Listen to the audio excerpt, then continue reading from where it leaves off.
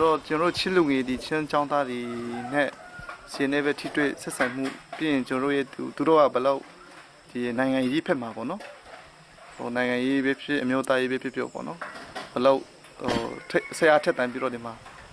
အားပေးနေကြလဲဆိုတာသိချင်ပါတယ်ဟုတ်ကဲ့အခုကျွန်တော်တို့နှစ်ပေါင်းက32နှစ်ရှိလာတော့ဒီနောက်ပိုင်းကျတော့ဒီလူငယ်တွေက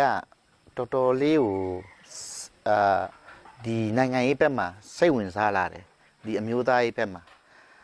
အဲ့ဒါ data ဆိုမျိုးနွယ်ဆိုအခုလူငယ်တွေလာပြီးတော့ကျွန်တော်တို့ရှိမှာဒါမျိုးလေးတွေ peace training လေးတွေနိုင်ငံရေးကြေတာတင်တန်းလေးတွေရက်တူလေးတွေပေးလိုက်ခြင်းအဖြစ်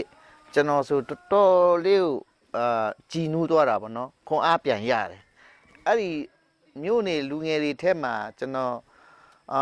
လူငယ်တွေရဲ့စိတ်ဓာတ်ကိုကျွန်တော်ကြည့်လိုက်ရတော့သူတို့ခင်ဗျာဘာမှမသိဘူးနိုင်ငံရေးလည်းနားမလဲဘူးအမျိုးသားရေးဆိုလည်းမသိ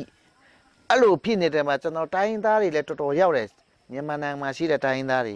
သူတို့လူငယ်တွေနဲ့သူတို့လူထုတွေနဲ့သူတို့မိဘတွေဒါတော့အမျိုးသားရေးမှာတက်ကြွပြီးတော့ဒီသူတို့ရဲ့တော်လိုင်းဒေတာတွေမှာအကုန်လုံးတက်ကြွပါဝင်ဒါကိုကျွန်တော်မြင်တော့အရာအားကြခဲ့တယ်အခုတော့လူငယ်တွေကဆလာပြီဒါတချို့လူငယ်ကျတော်တော်လေးကျွန်တော်တို့အတွက်ကြောက်စရာကောင်းတာ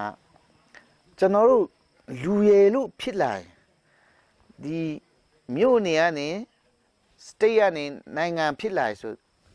အမျိုးသားရေးတော့သိရမယ်တစ်ချက်နောက် politics ဒီ politics ကိုမသိဘူးဆိုရင်ကျွန်တော်တို့လူမျိုးအနာကတော့အမှောင်ပဲကျွန်တော်အမြင်တော့ဘာဖြစ်အခုကဘာကြီးကပွင့်နေပြီထို့ပြီးကျွန်တော်မြန်မာနိုင်ငံလည်းတဖြည်းဖြည်းပွင့်လာအဲ့ဒီပွင့်လာတဲ့မှာနိုင်ငံရေးကအုပ်ချုပ်နေတာဒီနိုင်ငံရေးအုပ်ချုပ်နေတဲ့ line ကိုကျွန်တော်တို့နားမလဲဘူးကျွန်တော်တို့မသိဘူးကျွန်တော်တို့မသိချင်ဘူးဆိုရင်တွားပြီးဒီလူမျိုးတွေကတကယ့်ကြောက်ထဲကြမှာအဲ့ဒါလူငယ်တွေကအခုကတီးဖို့လို့အထူးသဖြင့်ចောင်းသားလူငယ်တွေ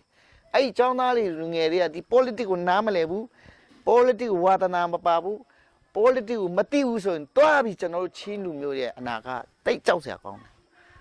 အားကြောင့်မို့ကျွန်တော်တို့ဒီမှာလာကြတဲ့ចောင်းသားလူငယ်တွေကျွန်တော်တို့ဒီမှာဆွေးရတဲ့ခါကျတော့သူတို့တပြေးပြေးတီးတာအဲ့တီးလာတော့တော်တော်လေးကိုကျွန်တော်တို့ရဲ့အားရကျေနပ်မိတာပေါ့